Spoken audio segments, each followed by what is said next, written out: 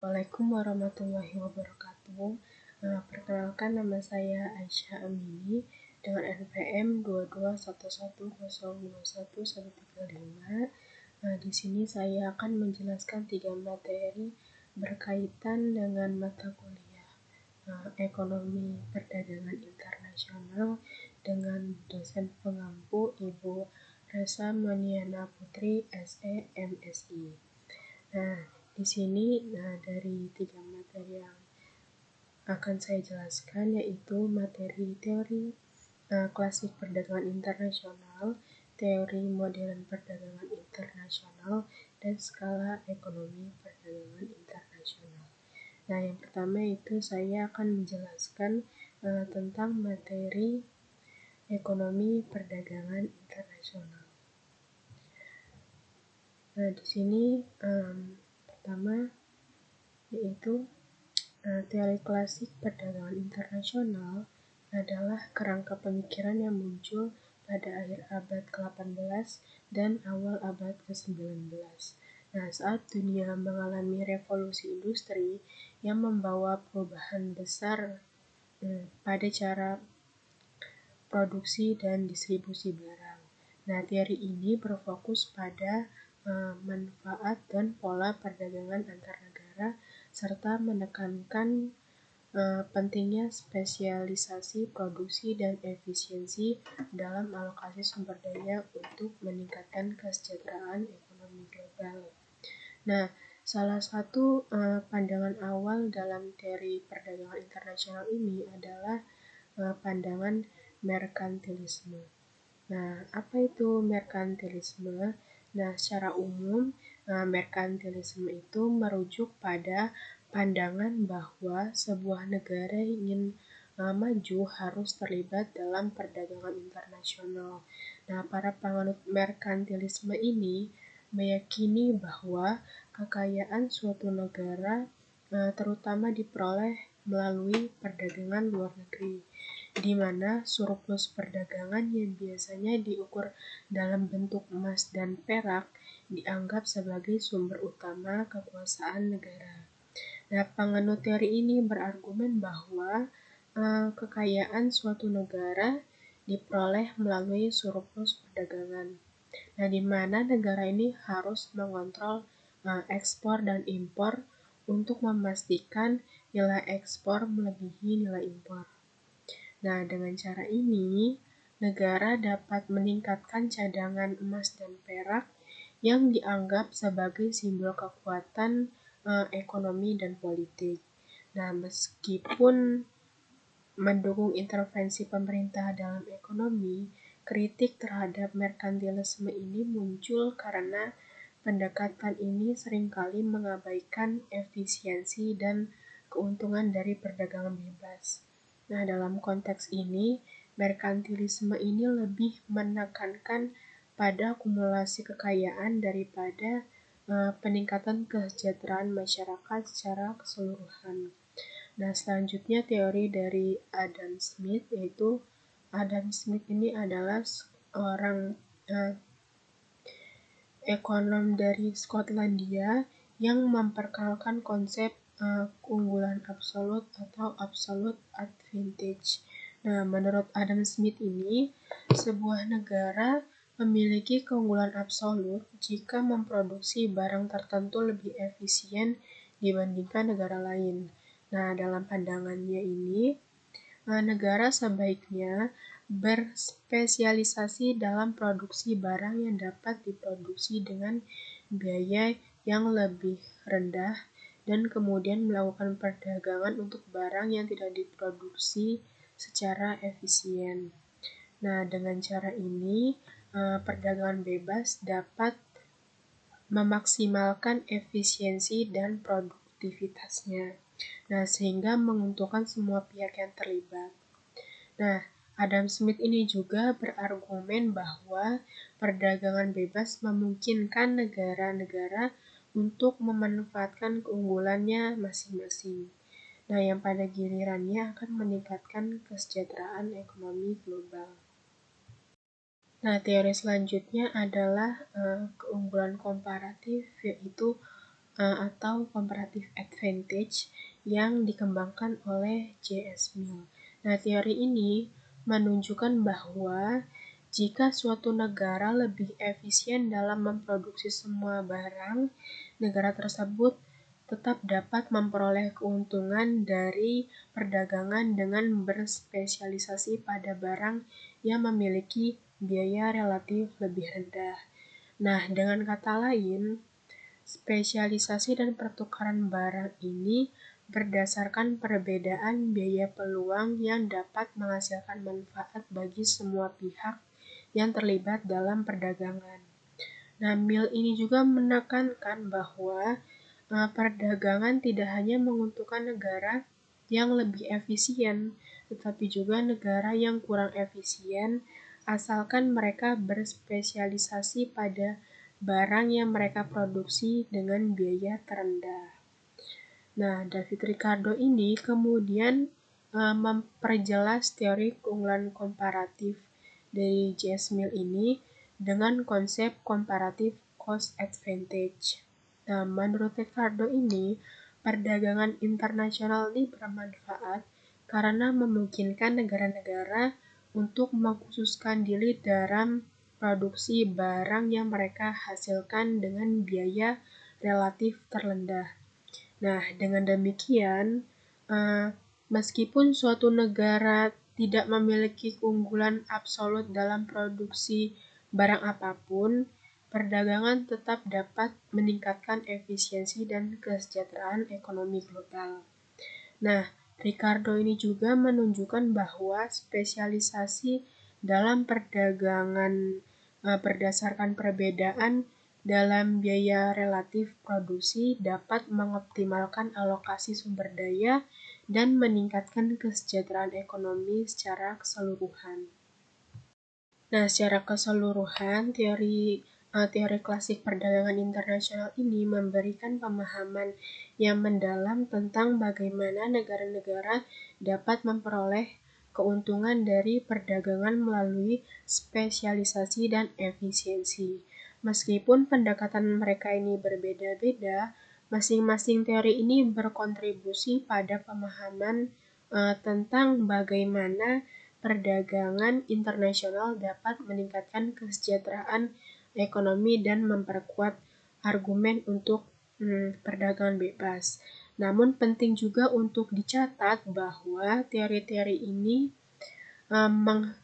juga menghadapi kritik. Nah, terutama dalam konteks perdagangan modern yang semakin kompleks seperti munculnya perusahaan multinasional dan ketidakmerataan distribusi keuntungan perdagangan antar negara. Nah, selanjutnya saya akan menjelaskan tentang teori modern perdagangan internasional. Nah, di sini saya akan menjelaskan tentang teori Hacker dan Bertil-Ohlin, output produksi dengan skala konstan, asumsi pasar persaingan sempurna, dan produk life cycle atau siklus hidup produk. Nah, yang pertama yaitu saya akan menjelaskan teori Hacker dan Bertil-Ohlin. Nah, teori ini dikembangkan oleh teori Hacker-Ohlin ini yang dikembangkan oleh ekonom Swedia yang bernama Eli Heckscher dan Bertil-Ohlin adalah suatu teori utama dalam perdagangan internasional. Nah, teori ini berfokus pada perbedaan dalam ketersediaan faktor produksi di berbagai negara. Nah, menurut teori ini, negara yang mengekspor barang yang memanfaatkan faktor produksi yang melimpah dan murah, serta mengimpor barang yang memanfaatkan faktor produksi yang langka dan mahal. Nah, misalkan, jika negara A memiliki banyak tenaga kerja tetapi memiliki sedikit modal, maka negara A akan cenderung mengekspor barang yang memerlukan banyak tenaga kerja seperti tekstil dan produk pertanian. Nah, sebaliknya, negara B yang memiliki banyak modal tetapi sedikit tenaga kerja akan mengekspor barang yang memerlukan modal intensif, seperti mesin dan teknologi tinggi. Dengan demikian, perdagangan internasional memungkinkan negara-negara untuk memanfaatkan keunggulan komparatif mereka, yang pada gilirannya akan meningkatkan efisiensi produksi global dan kesejahteraan ekonomi secara keseluruhan. Selanjutnya, yaitu output produksi.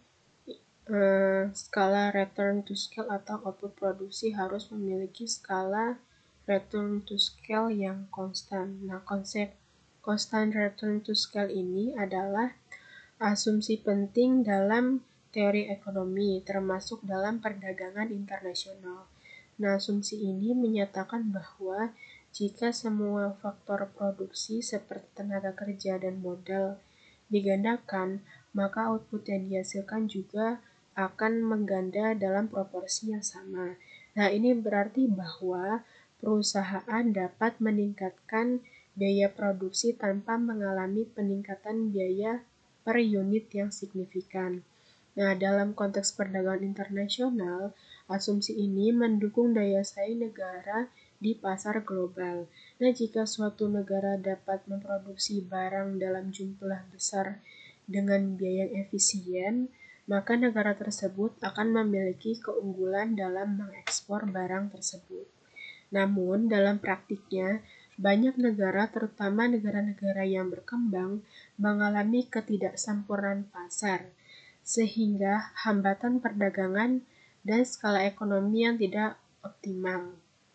Nah, hal ini dapat mengganggu asumsi return to scale, sehingga penting bagi negara untuk menciptakan lingkungan yang mendukung efisiensi produksi. Nah, yang ketiga yaitu asumsi pasar persaingan sempurna. Nah, pasar persaingan sempurna ini adalah model ekonomi di mana terdapat banyak penjual dan pembeli. Nah, produk yang diperdagangkan ini dianggap homogen dan semua pelaku pasar memiliki akses yang sama terhadap informasi. Nah, dalam pasar ini tidak ada hambatan untuk masuk atau keluar, dan faktor produksi juga dapat bergerak dengan bebas. Nah, asumsi ini penting karena menciptakan kondisi di mana harga barang dan jasa mencerminkan keseimbangan antara permintaan dan penawaran. Nah, dalam konteks perdagangan internasional, asumsi pasar persaingan sempurna ini membantu menjelaskan bagaimana barang dan jasa yang diperdagangkan secara global. Nah, ketika pasar beroperasi dalam kondisi persaingan sempurna, perusahaan akan berusaha untuk memproduksi barang dengan biaya terendah dan menjualnya dengan harga yang kompetitif. Nah, hal ini mendorong inovasi dan efisiensi, yang pada akhirnya akan menguntungkan konsumen dengan harga yang lebih rendah dan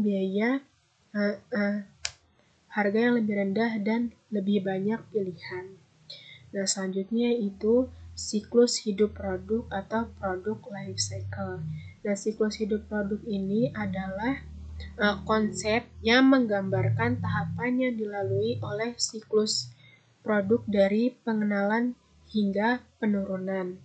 Nah, dalam konteks perdagangan internasional, siklus hidup produk ini mempengaruhi pola perdagangan. Nah, pada tahap awal, produk baru biasanya dikembangkan dan diproduksi di negara dengan teknologi dan inovasi yang tinggi. Misalnya, produk elektronik canggih seringkali diperkenalkan di negara-negara maju.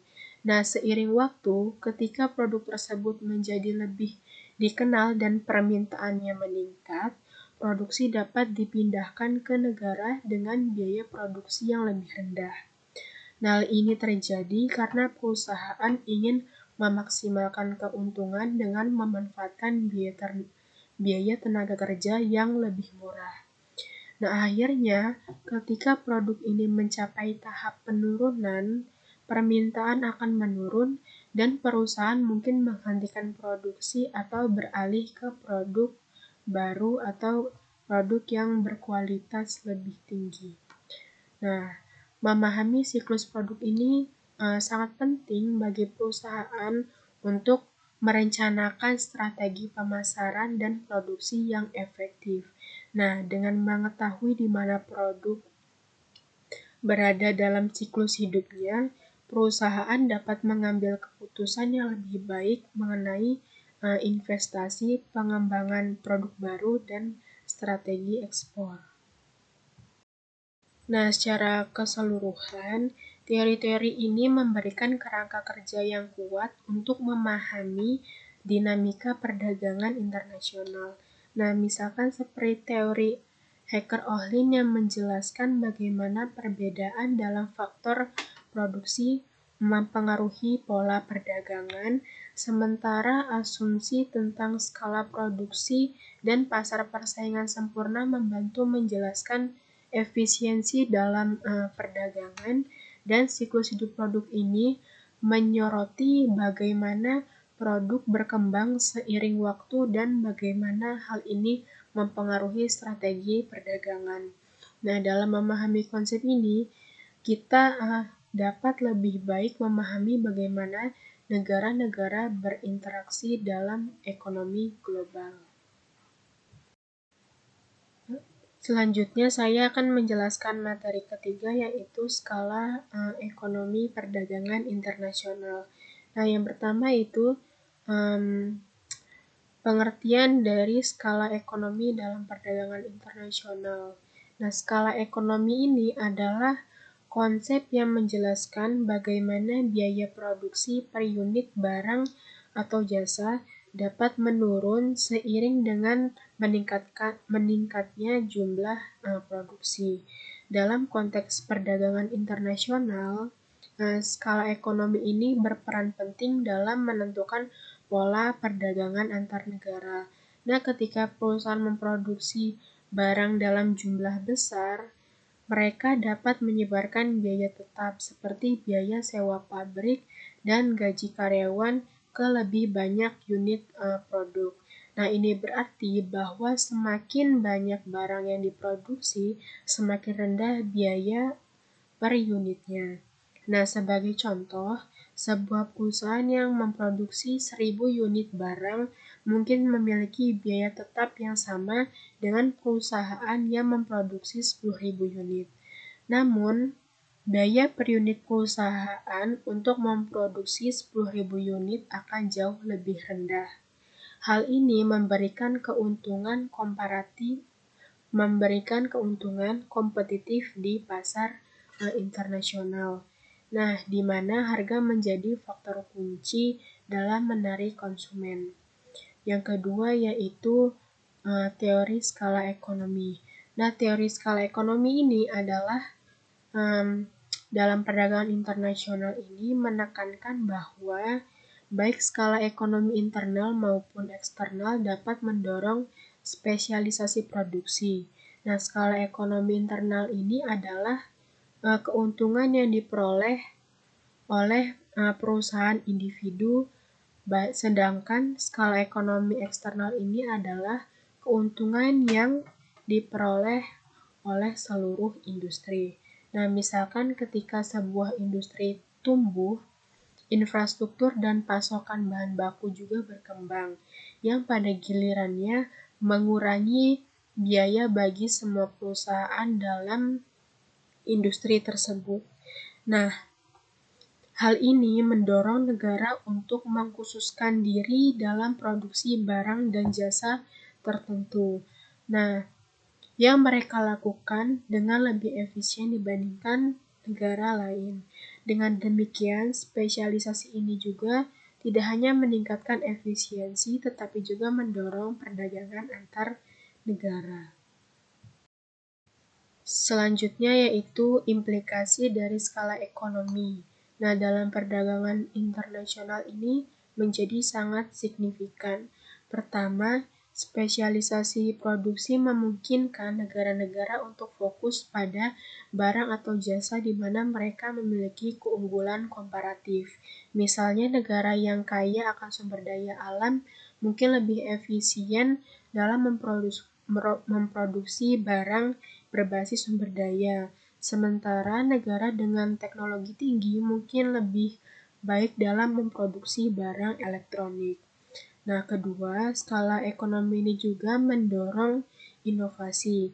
Ketika perusahaan beroperasi pada skala yang lebih besar, mereka lebih banyak mereka memiliki lebih banyak sumber daya untuk berinvestasi dalam penelitian dan pengembangan. Ini dapat menghasilkan produk baru dan meningkatkan proses produksi yang pada akhirnya meningkatkan daya saing di pasar global. Selanjutnya, skala ekonomi menurut faktornya. Nah, skala ekonomi ini dapat dibedakan berdasarkan beberapa faktor. Pertama, yaitu ukuran perusahaan ini memainkan peran penting. Nah, perusahaan besar seringkali dapat memanfaatkan skala ekonomi lebih baik dibandingkan dengan perusahaan kecil. Namun, perusahaan kecil ini juga dapat meraih keuntungan melalui inovasi dan fokus pada market atau pasar yang dituju oleh mereka. Nah, di mana mereka dapat bersaing dengan lebih efektif. Yang kedua yaitu teknologi. Nah, teknologi ini juga berperan dalam skala ekonomi. Perusahaan yang mengadopsi teknologi yang canggih dapat meningkatkan efisiensi produksi dan mengurangi biaya. Nah, selain itu, struktur industri ini juga mempengaruhi skala ekonomi. Nah, dalam industri yang sangat terpusat seperti industri otomotif, perusahaan besar dapat mendominasi pasar, sementara dalam industri yang terfragmentasi, perusahaan kecil ini dapat bersaing dengan lebih baik. Selanjutnya yaitu persaingan internasional dalam ekonomi perdagangan internasional. Nah, persaingan internasional ini adalah faktor kunci yang membentuk dinamika pasar global. Nah, struktur pasar yang sempurna seperti oligopoli dan struktur pasar yang tidak sempurna seperti oligopoli dan monopoli dapat menciptakan hambatan bagi perusahaan baru untuk memasuki pasar. Nah, dalam situasi ini, perusahaan yang sudah ada mungkin memiliki kekuatan pasar yang cukup untuk menetapkan harga dan mengurangi inovasi. Nah, interaksi antara skala ekonomi dan persaingan tidak sempurna ini memiliki dampak signifikan terhadap efisiensi produksi, inovasi, dan kesejahteraan konsumen. Nah, ketika perusahaan besar mendominasi pasar, mereka mungkin tidak memiliki intensif untuk berinovasi, yang dapat menghambat kemajuan teknologi dan meningkatkan kualitas produk. Sebaiknya, persaingan yang sehat dapat mendorong perusahaan untuk terus berinovasi dan meningkatkan efisiensi yang pada akhirnya akan menguntungkan konsumen. Nah, secara keseluruhan, skala ekonomi dan persaingan internasional ini adalah dua faktor yang saling terkait yang mempengaruhi perdagangan internasional. Dan memahami interaksi antara kedua konsep ini sangat penting bagi perusahaan dan membuat kebijakan untuk merumuskan strategi yang dapat meningkatkan daya saing dan efisiensi dalam pasar global.